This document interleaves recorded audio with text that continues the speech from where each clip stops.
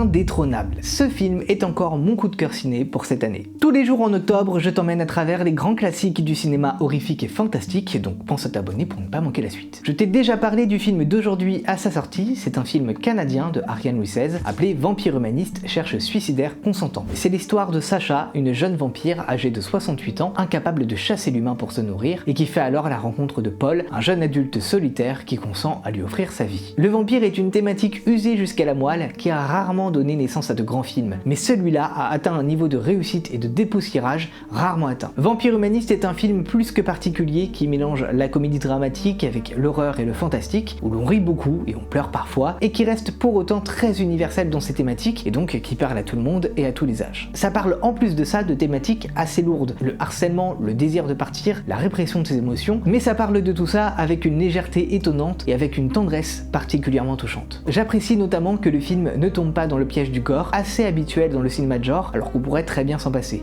La preuve. La mise en scène d'Ariane Louis XVI et la photographie du film est d'une beauté impressionnante, il y a notamment un plan séquence qui me touche encore rien que d'y penser. Un film comme on en voit peu, une vraie pépite à découvrir absolument.